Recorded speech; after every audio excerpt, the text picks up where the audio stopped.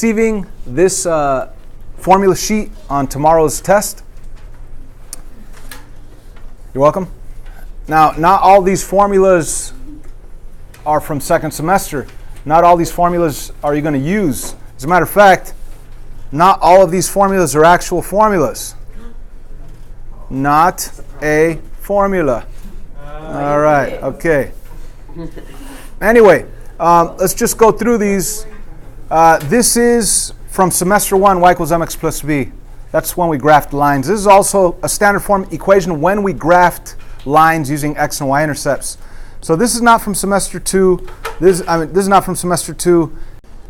And even this one is not from semester 2 also. What is from semester 2, and I don't even think it's up here, is a standard form quadratic trinomial equation. So you might want to jot this down. It's ax squared plus bx plus c equals 0. Right? Similar to this guy, but this is still an x, a y. It's not x squared and x. So this is back when we graphed lines. So none of these are from semester 2. They're all from semester 1. But we do need to know ax squared plus bx plus c equals 0, a standard form quadratic trinomial equation. And if they ever ask us to solve, we need to use the a, the b, and the c in the quadratic formula. Okay? So this one is a huge formula that we will be using a lot on the final exam tomorrow. Okay? When do we use it? When they ask us to solve, when they ask us to find the x-intercepts, if they ask us to find the solutions, right, etc. So all you got to do is take your a, b, and c values, plug it all in there, and figure out your two answers. Why do we get two answers? Because the plus and the minus, whenever you do add or subtract a number, you end up with two different answers. Actually, since we're on the quadratic formula, this inside value, the b squared minus 4ac, that's called the what? Anybody? The discriminant. And there's a couple of important things about the discriminant. If your discriminant, I'm just going to put d, if your d is positive, you're going to get two real answers. You're going to get two solutions. All right, that's one fact that we need to know. Now that makes total sense, because if you get a positive number in here, it doesn't have to be 49 or 36 or 81. It doesn't have to be a perfect square number. I mean, if it's a perfect square number, it's even nicer. But it could be like 13. And still, the square root of 13, it's an ugly decimal. But when you add that ugly decimal or subtract that ugly decimal, it's going to give you two different answers. So if your d is positive, if your discriminant is positive, you really will get two solutions. Now, what if you do this math on the inside of the square root and you end up with a negative d? You won. 1 and 0. You get no solutions, right? If this inside value is negative, you can't do the square root of a negative. You end up with imaginary numbers. So keep that in mind. Here's another truth. If your discriminant is negative, and put quotations around it, you get no solutions. No real solutions. They're imaginary solutions. All right? So if your discriminant is negative, you get no solutions. If your discriminant is the number 0, you get, one real solution. That makes total sense also, because if this is 0, the square root of 0 is 0. And if you take any number and add 0 to it and then subtract 0 from it, it's not going to make two different answers. It's going to be the same thing. Why? Because adding or subtracting 0 is the same thing. It doesn't make a difference. Are you with me? So this one's for sure very important on tomorrow's test. There's tons of questions involving the quadratic formula. They might ask you to solve, find the x-intercepts. What's this guy? When did we use that one? Vertex. Vertex. Or here's another one, guys.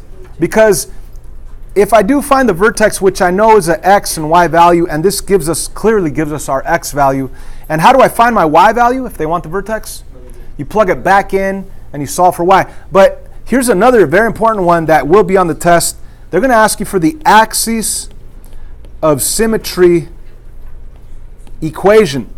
And we always said the axis of symmetry equation is x equals the x value of your vertex. So not only is this formula for the vertex, but this is also for stating your axis of symmetry equation. All right? Now you don't have to remember that. I mean, think about it. The axis of symmetry is the vertical line going right through the x value of the vertex. So the axis of symmetry is the equation x equals the x value of your vertex. So this is very important also. This one's very important also. F of x equals a, parentheses x minus h, close parentheses squared plus k. That is called the what? Anybody? What is this? Vertex form. Why do we call it vertex form? Because if you have an equation that looks exactly like this, you could clearly see your vertex. And the vertex is your h and your k value. Now the h, you have to think opposite because it says minus h. So think opposite on h. Right in there. Okay, now what do I mean by think opposite on h? Like if I had a minus 3 right here, it's going to be a positive 3 right here. If you had a plus 7 right here, it's going to be a minus 7 over here. Now the plus k, you just take that for what it is. If you see a minus 7 on the k, you put a minus 7 right here on the k. If you have a plus 3 right here, put a plus 3 right there. But on the h, because of this minus, you think opposite of whatever you see. Once again, if it's a minus 1, you're going to write a positive 1 as your vertex. Here's our standard form quadratic trinomial equation. This is the one I just wrote over here. And it is right there. Standard form quadratic trinomial equation. We definitely need that to find the a value, the b value, and the c value when we want to use the quadratic formula. How about these guys? What are these guys? What's this? I'll tell you what, it's a sequence, but what sequence is it? Arithmetic or geometric? Geometric. Now, how could we tell the difference? A geometric has common ratio. Now, what do I mean by that? Let's say I had 4, 8, 16, 32, ... There's a sequence right there, and it is geometric. Why is it geometric? Because it has a common ratio. How do you find that common ratio? You take any number and divide it by the previous number. Okay? So that'd be 32 divided by 16. Do that on a calculator, you will get 2. Or if you did 16 divided by 8, 16 divided by 8, you will get 2. Or if you did 8 divided by 4, 8 divided by 4, you will get 2. It's important to emphasize, if they ask you, is this geometric, or is it arithmetic, or is it neither? Well, if I tell me what that is, you're going to say geometric. Why? Because there's a common difference in every single pair of numbers that you try. 2, 2, 2. The answer is 2. The common ratio is 2. Did I say difference or ratio? I don't know. I think you said ratio. Bottom line is, you have to have a common ratio for it to be geometric. You have to have a common difference for it to be arithmetic. So if I said 32 take away 16, oh, that's negative 16. And then 16 take away 8, that's not negative 16, right? So there's definitely not a common difference. If there was a common difference, that would make it arithmetic, which would be this guy up here above. This guy's an arithmetic sequence formula. So if I did have, like, let's say 4, 6, 8, 10, ... that would be arithmetic. Why? Because if I did 10 take away 8, I get 2. Or if I did 8 take away 6, I get 2. Or if I did 6 take away 4, I get 2. There's a common a common difference right there. Okay? So know the difference. Arithmetic, there's a common difference. Geometric, there's a common ratio. But you have to check every single pair of numbers, dividing any number by the previous, dividing by the previous, or subtracting from the previous. You have to check all the numbers in order for it to be geometric, arithmetic, or neither. This guy right here is exponential function. Now, it might be an exponential growth or decay. What the heck's the difference, and how do we know the difference? When is it growth? When it's positive. Nope. Oh, it's less than 1. If the base is bigger than 1, it's growth. All right, now, Oh, yeah. now let's go. Let's take it back to to the basics. If I take any number, give me a number. 7. Negative 5. 7. If I take 7 and multiply it by a number that's bigger than 1. 2. All right, what's 7 times 2? 14. Did 7 grow or did it shrink? It grew. So if your base is greater than 1, it's going to grow. It's going to be a growth. If your base is less than 1, it doesn't matter, like if I say 20. 20 times a fraction that's less than 1. 20 times a half. What's half of 20? It's 10. So the 20 became 10. It decayed. It got smaller. It shrunk. So the base, if it's greater than 1, it's going to grow. If it's less than 1, if it's a fraction less than 1, it's going to shrink. It's going to decay. Now, what does that mean? That's going to help you out a lot, because if you know, like let's say y equals 1/2 x minus 3, you could look at your multiple choice answers right there, and you'll be able to identify the function. Now, is this a growth or a decay function? Decay, right? So that means from left to right, it's going to shrink. And it's going to shrink to what value? To your k value, which is -3. So let's say here's -3. And it's going to start somewhere up here, and it's going to shrink to that value, -3. That's a decay function right there. Actually, that's a very good description of this decay function right there. This value over here, all it does is makes your decay either shift 3 units down, up, depending on what it is. Because it's -3, it got shifted 3 units down. The original one, if I didn't have a -3, if it was just y equals 1/2 to the x power, it'd be up here and it would approach 0. Okay? But because there's a -3, it got shifted 3 down and it approaches -3 infinitely, never actually gets to. Let's compare that to a growth function. What if I had y equals parentheses 2 to the x power? That's going to grow. So what does that look like? From left to right, what happens? It grows infinitely.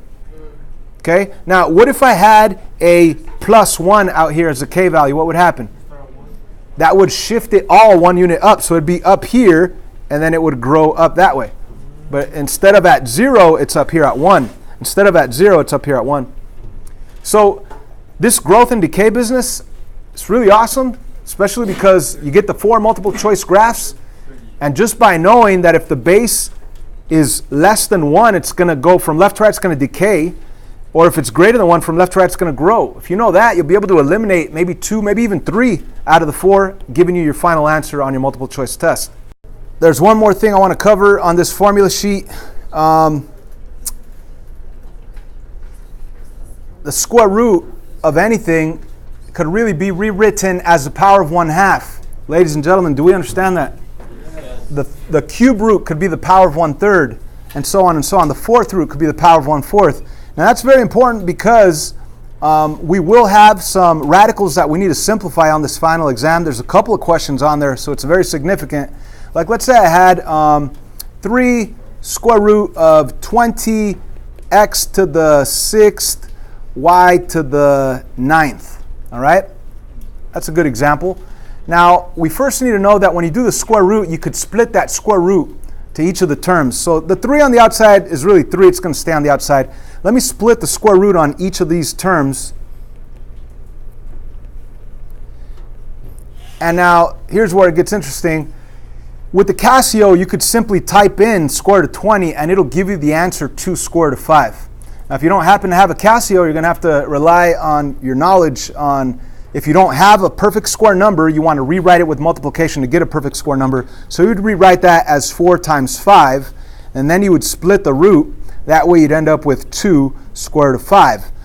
And that just simply means 2 times the square root of 5. Now, let's not forget about this 3 that's being multiplied out in the front. Let me bring that down, put a 3 times the 2 times the square root of 5. Now, here's where this truth comes into play. The square root of x to the 6th. A lot of people get confused.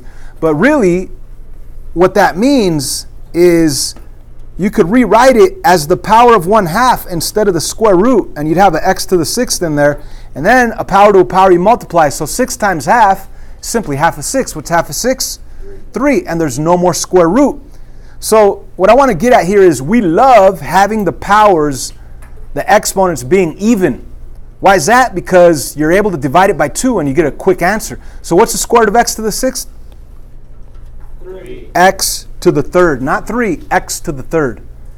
What's the square root of x to the 10th? X to the 5th. What's the square root of x to the 4th? X to the 2nd. Right? What's the square root of x to the 22nd power? X to the 11th. It's simple. Right? We love having the square root of powers that are even. Uh-oh. Is this an even power? X to the 4th. Oh, y to the 4th. Is this an even power? No. No, it's odd. So we want an even power, and on square roots, when we don't have something that we want, we rewrite it with multiplication to get what we want. Just like over here, 20 was not a perfect square number. I rewrote it with multiplication so I could get a perfect square number. Right here, it's an odd power. I'm going to rewrite it with multiplication to get an even power. I'm going to rewrite y to the 9th as y to the 8th times another y. That way, when I split the root, I could actually do the square root of y to the 8th. What's the square root of y to the 8th? Y to the 4th. Y to the 4th. And what about the square root of y? You put it where the... You just bring it down. Okay. Okay, now, here is our long answer. We're just going to put all the radicals together, and everything else that's outside, we're going to keep it outside in the front. So out in the front, I have a 3 times 2, which is 6. I also have this x to the 3rd. I also have this y to the 4th. And now I'm going to take the square root of 5 and the square root of y and put those together as a square root of 5y. Ladies and gentlemen, this is our final answer for this problem that I just explained. There's a couple of those on the final exam. It's not difficult, but you need to remember this truth that the square root is really the power of 1/2. So we definitely want even powers on the inside of square root, so we can simply divide them by 2. So make sure that you guys study your practice test, maybe even use this formula sheet to help you out doing the practice, because the final is tomorrow.